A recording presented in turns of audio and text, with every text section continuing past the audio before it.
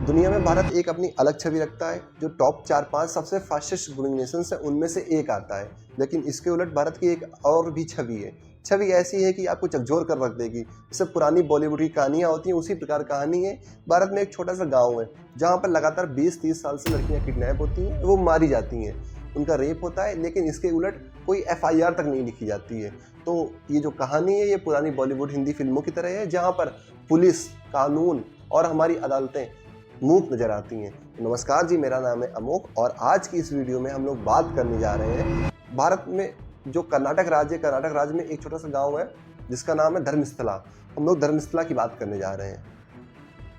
कर्नाटक में एक जिला है जिस जिले का नाम है दक्षिण कन्नड़। दक्षिण कन्नड़ में एक तहसील या सब डिवीजन है जिसका नाम है बेथांगुड़ी। बेथांगुड़ी लगभग 79 गांवों का समूह है। उनमें से एक गांव है जिसका नाम है धर्मस्थला। धर्मस्थला जो गांव है वो नेत्रावती नदी के किनारे बसा हुआ है और काफ़ी पौराणिक गांव है। इस गांव से मैंगलोर की दूरी लगभग 70-75 किलोमीटर की है और इधर जो बैंगलोर है, बैंगलोर की दूरी लगभग 250 किलोमीटर की है। इस गांव में एक मंदिर है जिस मंदिर का नाम है मंजुनाथ स्वामी मंदिर। जो मंजुनाथ स्वामी मंदिर है ये एक हिंदू पौराणिक टेम्पल है। लगभग ये 800 साल पुराना टेम्पल है और जो इस मंदिर का एडमिनिस्ट्रेशन है वो एक प्राइवेट ट्रस्ट के हाथ में है। इसको गवर्नमेंट ओन नहीं करती, इसको एक प्राइवेट ट्रस्ट ओन करती है। जो ट्रस्ट है वो एक जैन परिवार है। कमाल की बात इसमें यही पे है कि जो इसके अंदर के पुजारी हैं, जो श्रद्धालु हैं, वो हिंदू हैं, लेकिन ये मंदिर जो जैन समुदाय के लोग हैं उनके हाथ में है। उनकी पूरी पीढ़ियाँ दर पीढ़ियाँ चली आ रही हैं, वही लोग इस मंदिर की देखरेख कर रहे हैं लगभग 800 साल से।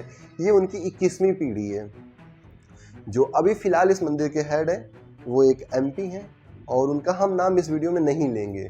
उनको हम लोग हेड के नाम से बुला लेंगे, मिस्टर हेड, लेकिन नाम लेना अलाउ ही नहीं। उसका एक कारण मैं आपको आगे वीडियो में बताऊंगा। तो सबसे पहले समझते हैं ये मंदिर का एडमिनिस्ट्रेशन कैसा है। ये काफ़ी पुरानी जगह है। ये मंदिर जो ट्रस्ट के हाथ में आता है, ट्रस्ट यहाँ पे काफ़ी स्कूल्स, कॉलेजेस और अस्पताल बनवाता है। काफ़ी डेवलप कर चुके हैं वो परिवार इस गाँव को। लेकिन ये उनकी 21वीं पीढ़ी है। जो अभी इस मंदिर के हेड है वो जो कर्नाटक का राज्यसभा है वहाँ पे एक मेंबर ऑफ पार्लियामेंट है, MP। तो काफ़ी हाई प्रोफाइल लोग हैं और ये केसेस उन्हीं के खिलाफ चल रहे हैं। इस मंदिर के जो हेड है वो 1968 में पहली बार यहाँ के हेड बनाए गए थे। तब से वो कंटिन्यू हेड बने हुए हैं, क्योंकि ये पीढ़ी दर पीढ़ी इनका परिवार ही संभालता आ रहा है। तो इनसे पहले इनके पिताजी, उनसे पहले उनके दादाजी, सेम पीढ़ी वाइज चलता आ रहा है। लेकिन 2012 में कुछ ऐसा होता है जिसके कारण ये धर्मस्थला जगह की छवि खराब होने लगती है। एक ऐसा केस होता है जहाँ पर एक रेप केस था, फिर पुलिस लगती है, CBI लगती है, CID लगती है, लेकिन वो केस सॉल्व नहीं होता है। आज की डेट में भी वो केस पेंडिंग पड़ा हुआ है और उस केस को लेकर के आज भी वीडियोस बनते हैं यूट्यूब पे, आज भी न्यूज़ चैनल कभी कभी कवर करते हैं इस स्टोरी को। इस कारणवश 2023 में ये लोग जाते हैं डिस्ट्रिक्ट कोर्ट। डिस्ट्रिक्ट कोर्ट में जा करके इन्होंने ऐसा वहाँ से एक नियम पारित कराया कि जिसके थ्रू कि कोई भी यूट्यूब चैनल, कोई भी मीडिया इनका नाम डायरेक्टली ओपन नहीं ले सकता है। इस कारण से हम भी इनका नाम नहीं लेंगे, इनको हम लोग मिस्टर हेड के नाम से बुलाएंगे। उस कारण ये था 2012 में जो केस हुआ था उसमें जो ट्रस्ट के लोग थे उन पे सवाल उठ रहे थे। मेन रीज़न ये था। 3 जुलाई 2025 का दिन है, जगह है बेतांगुली की मजिस्ट्रेट कोर्ट। वहाँ पर एक शख्स पहुँचता है। वो शख्स सफाई कर्मी है, लगभग उसकी उम्र 48 वर्ष है और वो ब्लैक कलर का पूरा कपड़ा पहने हुए है। बस उसकी आंखों के पास वो कपड़ा वहाँ से कटा हुआ है, बस केवल उसकी आंखें सामने दिख रही हैं और इतने इतने हाथ दिख रहे हैं। उसके अलावा उसकी कोई भी आइडेंटिटी नहीं है, उसका नाम भी सामने नहीं है। उसको मीडिया ने नाम दिया है मिस्टर एक्स। तो ये मिस्टर एक्स ये पहुँचता है। कोर्ट पहुँचकर CRPC की धारा 164 के अंतर्गत अपना जो गवाही है वो देता है। इसके अकॉर्डिंग ये 2014 तक 1995 से सफाई कर्मी का काम कर रहा था धर्मस्थला में। जो मंदिर ट्रस्ट के लोग हैं इनके दबाव में आकर इससे बहुत सारी जो लाशें हैं, जिनमें रेप की लाशें हैं, जिसमें बॉडी में कट लगे हुए हैं, मारा पीटा गया है, नाबालिग बच्चियां हैं, औरतें हैं, ऐसी सैकड़ों लाशें इससे दफनाई गई हैं। जो इलीगली दफनाई हैं इसने, इसको जबरदस्ती ऐसा फोर्सफुली कराया गया है क्योंकि खतरा इसके परिवार को भी था, इसको भी खतरा था। मजिस्ट्रेट कोर्ट में ये गवाही देता है, इसका सनसनी मच जाती है। ये बताता है कि मैंने यही सेम चीज़ SP ऑफिस में लेटर दिया है, उसमें सारे डॉक्यूमेंट्स भी अटैच हैं और जो इनके वकील उनके पास भी सारे डॉक्यूमेंट्स हैं। अगर इनकी फैमिली को, जो मिस्टर हेड के ट्रस्ट के लोग हैं, अगर उनसे कोई खतरा होता है इस केस के ओपन होने के बाद में या ये लोग मार दिया थे, तो ये केस बंद ना हो, इनका वकील आगे कंटिन्यू करेगा। ये बातें वो कोर्ट में बोलता है। कोर्ट में वो सारी बात बताता है, सारी चीज़ें होती हैं। उसके बाद ये हाई प्रोफाइल केस था, इसको पुलिस प्रोटेक्शन दी जाती है, इसके परिवार को पुलिस प्रोटेक्शन दी जाती है, उस वकील को पुलिस प्रोटेक्शन दी जाती है जो इसके साथ आया था। उसके बाद में थोड़ा टाइम आगे बढ़ता है, जो कर्नाटक की गवर्नमेंट है वो 15 जुलाई को एक एसआईटी का गठन करती है। जो एसआईटी टीम है उसमें लगभग 20 से 25 लोग होते हैं। उन टीम का काम ये है कि जहाँ जहाँ इसने जगह बताई है, जो जो इसने बताया है, इसके पूरे ढंग से बयान लिए जाएँ, उसके बाद उन जगह खुदाई हो और क्या यहाँ पर कोई सबूत मिलते हैं या नहीं वो खोजा जाए। तो सेम ऐसा ही होता है, एसआईटी की जो टीम है वो इससे लगभग 2 दिनों तक अराउंड 17-19 तारीख के आसपास इससे जो है पूछताछ करती है। ये लगभग 50 से ज़्यादा जगहों को बताता है। उनमें से जो टॉप जो 13 जगहें हैं वो उनको चिन्हित करता है और एसआईटी टीम वहाँ जाती है। वो बाकायदा वहाँ पे मार्किंग करते हैं कि site number 1, site number 2, site number 3, same इसी प्रकार साइट नंबर 13 तक कि यहाँ इसने लाशें बताई, उस एरिया में उस जगह पे लाशें बताई, यहाँ खुदाई होनी है। खैर थोड़ा समय आगे बढ़ता है, अब तारीख आती है 29 तारीख को। 29 तारीख के दिन यहाँ पे खुदाई होना शुरू होती है पहली बार। वहाँ पर लोकल मजदूर बुलाए गए हैं, ये भी साथ में है, पुलिस प्रोटेक्शन पूरी है साथ में। साथ ही साथ जो यहाँ पे नक्सलवादी एरिया है, क्योंकि जंगल का एरिया है, जो ये बताता है 13 जगह है वो नेत्रावती नदी के किनारे की जगह है, तो वहाँ पर टीम पहुँचती है। जो साइट नंबर 1 से 8 तक है वो नेत्रावती के किनारे का एरिया है। उसके बाद जो जगह है वो जंगल में है, हाईवे के किनारे हैं। तो सबसे पहले इन 8 जगहों पे सर्च ऑपरेशन चलता है, खुदाई होती है। पहला दिन होता है, पहले दिन साइट नंबर 1 की होती है, 29 जुलाई को, वहाँ कुछ नहीं मिलता है। दूसरे दिन साइट नंबर 2 से 5 के बीच में होती है, 2 से 5 तक खुदाई में भी कुछ नहीं मिलता है और खुदाई लगभग 15 फीट गहराई तक होती है। सेम तीसरे दिन जब साइट नंबर 6 की खुदाई होती है, वहाँ पर लगभग 25 हड्डियाँ हैं और एक साड़ी है और एक डेबिट कार्ड है। डेबिट कार्ड पे एक नाम लिखा हुआ है और वो मिलता है। नाम क्या है अभी एसआईटी ने ओपन नहीं किया है, रिवील नहीं किया है, बस डेबिट कार्ड पे नाम लिखा हुआ है, ये पता है। सो जो ये सीन होता है, क्राइम सीन से जो भी ये चीज़ें मिलती हैं, हड्डियाँ ये फॉरेंसिक लैब भेजी जाती हैं। उसके बाद में फिर नेक्स्ट डे साइट नंबर 7 से फिर खुदाई स्टार्ट होती है। अब साइट नंबर 7 से लेकर साइट नंबर 10 तक कुछ नहीं मिलता है। ये लोग डेली खुदाई करते हैं, 1 तारीख को 31 तारीख को खुदाई चलती रहती है, लेकिन कुछ नहीं मिलता है। अब आता है तारीख 3 अगस्त की बात है। 3 अगस्त को साइट नंबर 11 पे खुदाई होना शुरू होती है। जब ये 11 पे पहुंचता है तो ये एसआईटी टीम से एक रिक्वेस्ट करता है कि साइट नंबर 3 पे 100 मीटर की रेंज में खोदा जाए।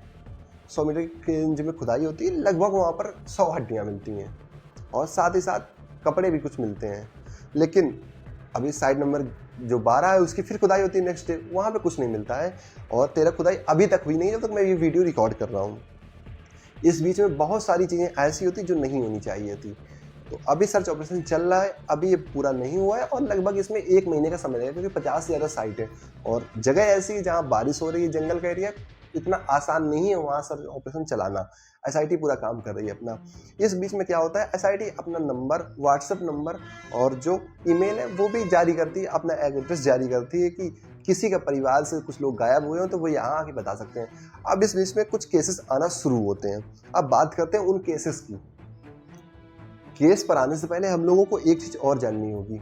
जो एसआईटी टीम है वो 17 जुलाई को क्या करती है, ये बेतांगुड़ी थाने में एक आरटीआई के तहत इनसे एक रिपोर्ट मांगती है। रिपोर्ट में उन्हें क्या चाहिए कि जो भी केसेस 1 जनवरी 2000 से लेकर के 31 दिसंबर 2015 के बीच में आए हुए हैं, वो सारे केसेस की डिटेल चाहिए। उसमें से कितने केसेस मर्डर के हैं, कितने केसेस रेप के हैं, कितने केसेस किडनैपिंग के हैं, और जो आपको लाशें प्राप्त हुई हैं, जो आपको बरामद हुई हैं लाशें, उनको आपने क्या किया, कहाँ पे उनको गाड़ा है, क्या जलाया है, क्या क्या उनकी डिटेल थी, वो डिटेल चाहिए। अब जो इसका रिप्लाई थाने से मिलता है वो शॉकिंग है। थाने से क्या रिप्लाई मिलता है कि जो हमारे पास रिपोर्ट थी वो तो हमने डिस्ट्रॉय कर दी है। डिस्ट्रॉय क्यों कर दी आपने? क्योंकि हमें ऊपर से प्रेशर था, हमें ऊपर से ऑर्डर आया, हमने डिस्ट्रॉय कर दी। किसने ऑर्डर दिया नहीं पता, कहाँ से ऑर्डर आया नहीं पता, ऑर्डर की कॉपी कुछ भी नहीं पता यहाँ पर। खैर अब आगे चलते हैं। इसी बीच में एक है मिस्टर ग्रीस। जो मिस्टर ग्रीस जी हैं वो इस केस पे काफ़ी टाइम से काम कर रहे हैं। ये पहले इंस्पेक्टर हुआ करते थे, जो अब एक्स पुलिसमैन है। अब वो अपनी ड्यूटी से रिजाइन कर चुके हैं इस केस को लेकर के। वो अपने एक वीडियो में लगभग इतने सारे पेपर सामने रखते हैं। वो पेपर क्या है, लीगल पेपर है उनके खिलाफ, कि आप इस केस को लेकर कोई भी तहकीकात नहीं करेंगे, इसको लेकर किसी भी मीडिया से बात नहीं करेंगे। इतने सारे लीगल नोटिस उनके पास जा चुके हैं, जिसमें सिर्फ एक बात लिखी कि इस केस से दूर रहिए आप। अदरवाइज आप पे डिफेमेशन का केस लगेगा। दुनिया भर की चीज़ें हैं, जो वहाँ की ट्रस्ट की पावर है वो पूरी यूज़ हो रही थी। इसी बीच में शॉकिंग चीज़ एक और होती है कि लगभग 8,000 से ज़्यादा लिंक्स हैं, जो यूट्यूब चैनल्स हैं, जो मीडिया न्यूज़ है, उन पर एक कोर्ट फैसला लेती है, जो वहाँ की डिस्ट्रिक्ट कोर्ट है। फैसला क्या लेती है कि आप लोग ये वीडियोस डिलीट कीजिए, वरना आप पर लीगल कार्रवाई होगी। आप इस न्यूज़ को आप कवर ही नहीं कर सकते हैं। अब कुछ लोग जाते हैं कर्नाटक हाई कोर्ट में। कर्नाटक हाई कोर्ट में जब जाते हैं, कर्नाटक हाई कोर्ट इस चीज़ पर इस फैसले को रिवर्स करता है कि अगर जांच हो रही है तो वो चीज़ें सामने आनी चाहिए, पब्लिक को राइट है इस चीज़ को जानने का।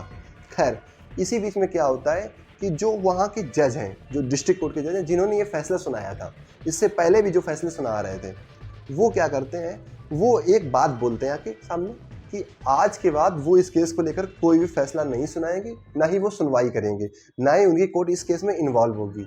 इसका जो रीज़न पता चलता है, रीज़न ये है कि जो वो शख्स हैं, जो वहाँ के जज हैं, वो इसी ट्रस्ट के एक जो लॉ कॉलेज है उससे पढ़े हुए हैं। अब थोड़ा आगे बढ़ते हैं। जो एक डीजीपी हैं, जो अब शायद रिटायर हो चुके हैं, डीजीपी दत्ता, वो सर सामने आते हैं। वो कहते हैं कि एक चाहे इंस्पेक्टर हो, चाहे कोई हवलदार हो, चाहे छोटी रैंक का हो, वो थाने में लगभग 5 से 7 साल रहता है।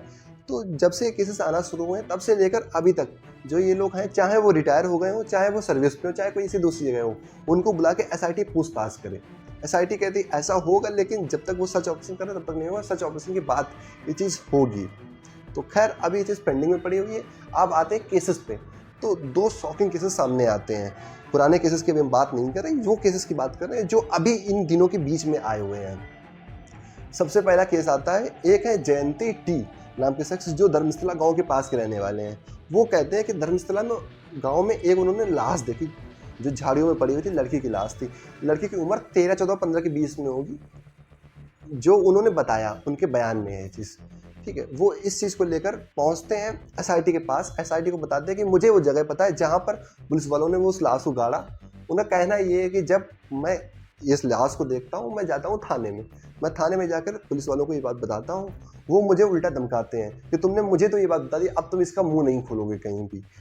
सेम 15 साल पुराना केस है, तो वो बताते हैं 15 साल हो चुके हैं, उन्होंने किसी से नहीं कहा। खैर, अब जब एसआईटी सामने आई, जब उनको लगा कि नहीं इस चीज़ को लेकर के जांच हो रही है, तब उन्होंने अपना पक्ष सामने रखा और वो जगह बताने को तैयार है, कहाँ पे उन्होंने लाश देखी थी, कहाँ पे वो लाश गाड़ी गई, उनको भी पता है। तो एसआईटी ने इस चीज़ पे ये कहा है कि जब ये सर्च ऑपरेशन कंप्लीट होगा, उसके बाद वो जा करके उस लाश को भी निकालने की कोशिश करेंगे, उस जगह बताई हुई जगह पर खुदाई करेंगे। ठीक है, पहला केस तो ये होता है जयंती टी का। अब जयंती टी के बाद एक दूसरी महिला है, जिनका नाम है सुजाता। अब सुजाता जी की एक बेटी है जिसका नाम है अनन्या। तो अब ये अनन्या के ऊपर बात कर लेते हैं। अनन्या भट्ट केस भी काफ़ी पुराना केस है, ये बात है 2003 की। अनन्या जो है वो उदप्पी के एक कॉलेज में पढ़ने वाली स्टूडेंट है, मेडिकल स्टूडेंट है, एमबीबीएस कर रही है। एमबीबीएस कर रही है, जो उसके दोस्त है साथ के फर्स्ट ईयर के, वो लोग यहाँ धर्मस्थला गाँव के आसपास के रहने वाले हैं। अब अनन्या जो भट्ट है, वो उसके दोस्त कहते हैं चलो तुम्हें धर्मस्थला घुमा देते हैं, क्योंकि धर्मस्थला जो जगह है वो काफ़ी पौराणिक जगह है और घूमने वाली ही प्लेस है। तो उसके दोस्त पास के रहने वाले हैं, तो अनन्या बोलती है कि मैं भी तुम्हारे साथ चलती हूँ, मैं भी धर्मस्थला घूम लूँगी, दर्शन कर लूँगी भगवान के। तो सेम इसी चीज़ को लेकर कि वो आती है धर्मस्थला गाँव में। दिन भर वो लोग घूमते हैं, शाम का समय होता है। उसके दोस्त बोलते हैं तुम थोड़ी 10-15 मिनट यहीं पे रुको, मैं ज़रा सामान लेके आता हूँ, कुछ जो भी उनके कपड़े अपने हों, जो भी खाना आना हो, वो भी सामान लेने की बात होती है। बोलते हैं तुम मंदिर में रुको, मैं अभी आता हूँ। सेम ऐसा ही होता है अनन्या भट्ट केस को लेकर कि उसके दोस्त चले जाते हैं। जब दोस्त वापस आते हैं, वो ढूंढना शुरू करते हैं, अनन्या को कोई पता नहीं चलता है। वो पूरी रात ढूंढते हैं, क्योंकि शाम का समय हो चुका था जब वो गए थे यहाँ से। वो पूरी रात भर ढूंढते, सुबह सुबह वो उसकी माँ को फ़ोन करते हैं। अब सुजाता जी जो हैं, वो लगभग 2 दिन बाद पहुँच पाती हैं धर्मस्थला गाँव में, क्योंकि 2003 की बात है और वो भी कहीं बाहर रहती थी, तो समय लगता है पहुंचने में उनको। जब पहुंचती हैं, वो बदहवास पागलों की तरह अपनी बेटी को ढूंढ रही हैं, हाथ में फोटो लिए रोते हुए ढूंढती हैं। वो पुलिस स्टेशन जाती हैं, वहाँ पर जाकर पुलिस से कंप्लेन करती हैं, लेकिन पुलिस उनको समझाती है कि आप जाओ, ढूंढ जाएगी, आपकी बेटी वापस आ जाएगी, कहीं घूमने निकल गई होगी। पुलिस कोई भी उनको हेल्प नहीं करती है। वो फिर भी ढूंढना जारी रखती है मंदिर के आसपास। जो वहाँ कुछ दुकानें हैं, वहाँ पर फ़ोटो दिखाती हैं। वहाँ पे जो लोग हैं वो बताते हैं कि आपकी बेटी यहाँ अकेले नहीं होती, और भी बहुत सारी लड़कियां हैं, वो यहाँ पर ऐसे ऐसे आएंगी, वापस उनको कुछ भी पता नहीं चला, तो आप यहाँ फालतू में ढूंढ रही हो। वो पुलिस के पास जाती हैं, पुलिस से बार बार रिक्वेस्ट करती हैं, लेकिन कुछ दिन बीतते हैं लेकिन पुलिस उनकी कोई हेल्प नहीं कर रही है, ना ही कोई FIR लिखी गई है। खासकर बात यहाँ पर ये है। उसके बाद में क्या होता है कि वो उसको कुछ लोग मिलते हैं, जो लोग गाँव के होते हैं, वो उसको सलाह देते हैं कि जो यहाँ के मंदिर ट्रस्ट के जो ओनर हैं, जो हेड है, जिनको हम लोग मिस्टर हेड के नाम से जान रहे हैं, उनके पास जाओ, उनके घर जाओ। अगर वो तुम्हारी मदद करेंगे तो पुलिस भी तुम्हारी सुनेगी। सेम ऐसे ही करती हैं। वो अब हेड के घर के बाहर पहुंचती हैं। जब घर के बाहर पहुंचती तो वो बताती है कि मैं ऐसे से मिलने आई हूँ, मेरी बेटी का पता नहीं चल रहा है, मैं उनको बेटी को अपनी ढूंढने आई हूँ। बेटी की उम्र लगभग 20 वर्ष है, 2003 की बात है। जब बेटी का कुछ भी नहीं पता चलता, वहाँ पहुँचती हैं तो घर से तो खैर कोई मिलता नहीं है। वहाँ बाहर 4 लोग खड़े हैं। वो 4 लोग कहते हैं अपनी बेटी को भूल जाओ और यहाँ से चली जाओ। जब वो कहती है मैं ऐसे कैसे भूल जाऊँ अपनी बेटी को, फिर उनको मारा पीटा जाता है। लगभग उनको इतना मारते हैं, सर में गंभीर चोटें आती हैं, उनके काफ़ी सारे घाव होते हैं, वो बेहोश हो जाती हैं। लगभग 3 महीने वो कोमा में रहती हैं। बेंगलोर के एक अस्पताल में 3 महीने वो भर्ती रहती हैं। उनको जो लेके अस्पताल पहुँचे थे वो उसी लड़की के दोस्त थे, जो उनके साथ में उनकी बेटी आई हुई थी। वही दोस्त थे, उनकी माँ के साथ भी थे। वो लेके जाते हैं, बेंगलोर में उनका इलाज चलता है। 3 महीने बाद उन्हें होश आती है, फिर वो ढूंढना शुरू करती हैं, लेकिन खैर कुछ भी नहीं होता है और आज तक कुछ नहीं होता है। फिलहाल जब 3 जुलाई को ये केस ओपन होता है, जब मजिस्ट्रेट ने हमने ऐसा ये पहुंचे सफाई करने, तो उनको एक उम्मीद जगती कि शायद कुछ मेरी बेटी को पता चल जाए। आज 22 साल बाद, जब खोई तब 20 साल की थी। फिर वो आती हैं इस धर्मशाला गांव में, फिर वो ढूंढने का प्रयास करती हैं, पुलिस के पास जाती है, लेकिन फिर भी सेम चीज़ होती है। उसके बाद अभी भी फिलहाल 2025 में भी उसके बाद में वो क्या करती हैं, वो सफाई कर्मी को खोजने का प्रयास करती हैं, वो सफाई कर्मी कहीं नहीं मिलता उनको। फिर वो एक वकील हायर करती हैं, वकील के साथ वो SP ऑफिस पहुंचती हैं। SP साहब को पूरी बात बताती हैं कि ऐसा ऐसा हुआ। फिर SP ऑफिस में उनकी कंप्लेन 2025 में लिखी जाती है कि हाँ आपकी बेटी ऐसे ऐसे किडनैप हुई थी या खोई थी, जो भी था कंप्लेन लिखती है। फिर आज की डेट में सीन ये है कि जो उनकी माता जी हैं, जिनका नाम है सुजाता जी, वो अपने वकील के साथ में आज SIT के कांटेक्ट में है। मे भी उनकी बेटी का पता चले, मे भी ना चले, कोई गारंटी नहीं है। और अभी इस केस में बहुत सारी कहानियाँ ऐसी बाकी हैं। 2012 केस बाकी है, उससे पहले के कुछ पुराने केसेस जब जब धर्मशाला का नाम आया है, वो एक वीडियो में कवर करना हमारे लिए भी काफ़ी मुश्किल था, इसलिए हम उसको नेक्स्ट पार्ट में कवर करेंगे। और अभी तक की फ़िलहाल कंडीशन ये है कि 2 जगह, जो 2 साइट है, वहाँ से सिर्फ साइट नंबर 6 से 25 हड्डियाँ और कुछ प्रूफ्स और मिले हैं। साथ ही साथ जो साइट नंबर 11 है, वहाँ पर लगभग 100 हड्डियाँ मिली हुई हैं। इसके अलावा कोई जानकारी हमारे पास अभी फ़िलहाल के लिए नहीं है। हम लोग नेक्स्ट वीडियो में कवर करेंगे बाकी सारी चीज़ें। और साइट नंबर 13 जहाँ पर मास बरियल हुआ है, जहाँ पर उस सफाई कर्मचारी के अकॉर्डिंग लगभग उसने दर्जनों लाशें एक साथ दफनाई हैं। अभी उसका राज खुलना बाकी है। तो मिलते हैं अगले किसी वीडियो में और किसी नए टॉपिक के साथ में। इसका पार्ट 2 भी बनेगा। और आपसे एक रिक्वेस्ट है, अगर आपको वीडियो अच्छा लगा हो तो प्लीज़ इस चैनल को सब्सक्राइब कर दीजिए, वीडियो को लाइक कीजिए और अपना ओपिनियन कमेंट में बताइए। तो मिलते हैं नेक्स्ट वीडियो में। जय हिंद, जय भारत।